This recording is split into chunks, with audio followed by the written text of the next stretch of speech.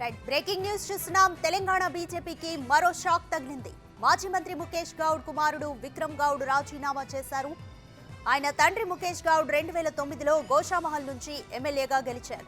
ఆ నియోజకవర్గం టికెట్ ఆశించి విక్రమ్ గౌడ్ బీజేపీలో చేరారు.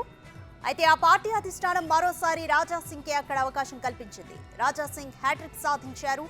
కొత్త వారిని అంటరాని వారిగా చూస్తున్నారంటూ ఆరోపించారు. బీజేపీ కోసం తాను ఏమీ ఆశించకుండా పనిచేశానని, అయినా గుర్తించడం లేదంటూ ఆవేదన వ్యక్తం చేశారు. గ్రూపు రాజకీయాల్లో భాగమైతేనే బీజేపీలో మనుగడ ఉంటుందంటూ ఘాటు వ్యాఖ్యలు చేశారు విక్రమ్ గౌడ్. తెలంగాణ అసెంబ్లీ ఎన్నికలు ముగిసి చాన్నాళ్లైనా పార్టీ ఓటమికి ఏ ఒక్కరూ బాధ్యత తీసుకోకపోవడాన్ని తప్పుపట్టారు. బీజేపీలో తనకు రాజకీయ భవిష్యత్తు ఉండదని భావించిన విక్రమ్ గౌడ్ కాంగ్రెస్లో చేరాలని డిసైడ్ అయ్యారు.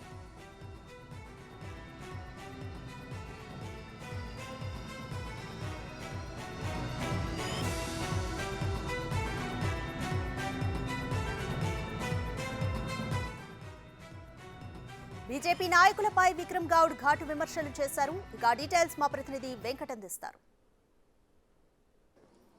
గత అసెంబ్లీ ఎన్నికల్లో బీజేపీలో కీలక నేతలు రాజీనామా చేసి కాంగ్రెస్ పార్టీలో చేరినటువంటి సిచ్యువేషన్ చూసినాం. ఇప్పుడు మళ్ళీ పార్లమెంట్ ఎన్నికలకు ముందు కూడా బీజేపీలో రాజీనామాల పర్వం కొనసాగుతూ ఉంది. ప్రస్తుతం తాజాగా విక్రమ్ గౌడ్ మాజీ మంత్రి ముఖేష్ గౌడ్ తనయుడు విక్రమ్ గౌడ్ బీజేపీ పార్టీకి రాజీనామా చేశారు. అసలు ఏం జరుగుతుంది బీజేపీలో, ఎందుకు ఈ పరంపర కొనసాగుతుంది? కొన్ని కీలక అంశాలు కూడా ఆయన లేవనెత్తినటువంటి పరిస్థితి. అధ్యక్షులకు రాజీనామా లేఖపత్రం కూడా పంపించినటువంటి సిచ్యువేషన్ ఉంది. ఏం జరుగుతుంది బీజేపీలో? మీ రాజీనామాకు గల కారణం ఏంటి అంటే ఏం చెప్తారు? బీజేపీలో 3.5 సంవత్సరాలు అయింది జాయిన్ అయ్యి. ఈ రోజు వరకు ఎవరికి కూడా కష్టపడిన కార్యకర్తకు బీజేపీలో వాల్యూ లేదు. వీళ్ళ డప్పులు కొట్టేటోళ్ళు ఉంటారు కదా, వాళ్ళకు మాత్రమే ఇక్కడ వాల్యూ ఉంటుంది.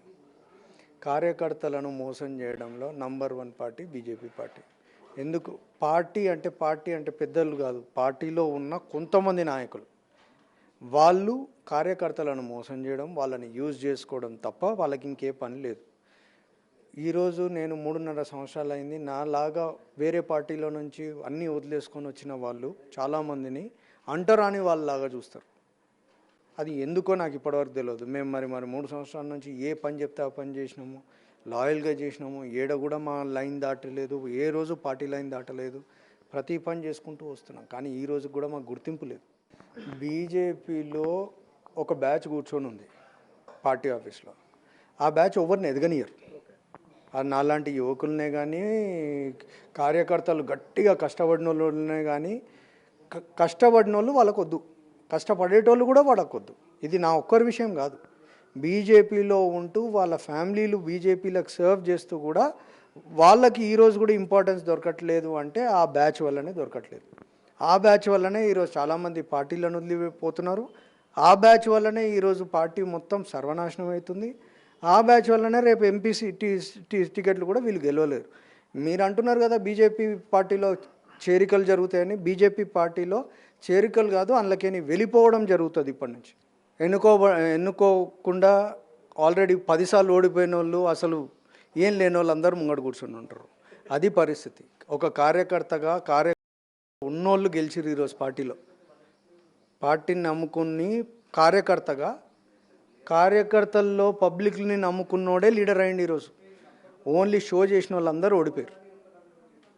అది పరిస్థితి పార్టీ. బీజేపీ పార్టీ వల్ల వాళ్ళ సొంత వాల్యూ అంటే పార్టీ ఉంటేనే మేము ఉన్నాం అనేటోళ్ళు గెలవలేదు. ఈరోజు కష్టపడి పబ్లిక్ని నమ్ముకున్నోడే ఈరోజు ఎమ్మెల్యే పదవులు ఉన్నారు. ఎందుకంటే నిజాలు మాట్లాడేటోళ్ళు ఎవరికి కూడా వద్దు. మనం పక్క నుండి నిజాలు చెప్తాం కాబట్టి అది జీర్ణించుకోలేరు. బీజేపీ పార్టీలో నుంచి బయటికి వెళ్ళడానికి కొంతమంది నేతలు ఉన్నారా? వాళ్ళ దగ్గరుండి పంపిస్తారు చాలామందిని. ఇంకా ఇట్లా మిమ్మల్ని తిడితే మీరు ఆటోమేటిక్ ఇటు నుంచి వెళ్ళిపోతారు కదా, అట్లా చాలామంది ఉన్నారు. కొంచెం మిస్బిహేవ్ చేస్తే పార్టీ నుంచి వెళ్ళిపోవడానికి చాలామందిని ప్రయత్నిస్తూ ఉంటారు. ఇప్పుడు నాది స్టార్ట్. పార్లమెంట్ ఎలక్షన్ లోపల బీజేపీ పార్టీ సగం ఖాళీ అవుతుంది, చూస్తూ ఉండండి. కాంగ్రెస్ పార్టీలోకి విక్రమ్ గౌడ్ వెళ్తున్నారు అనేది ఒక తెర మీదకి వస్తుంది. నెక్స్ట్ ఏంటి? విక్రమ్ గౌడ్ ఏ పార్టీ?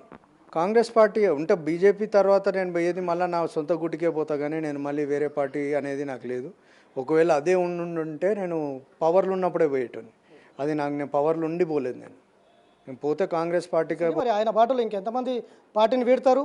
ఇప్పటికే కొంతమంది పేర్లు తెర మీదకి వస్తున్నాయి. మరి బీజేపీ పరిస్థితి ఏంటి? గత అసెంబ్లీ ఎన్నికలు కూడా ఇదే పరంపర కొనసాగింది, రాజీనామాల పర్వం. ఇప్పుడు పార్లమెంట్ ఎన్నికలు కూడా ఇదే కొనసాగుతుందా అనేది అయితే కొంచెం ఆసక్తికరమైన రాజకీయం బీజేపీలో కనిపిస్తుంది. Video journalist Goustav Venkat, big TV, Hyderabad.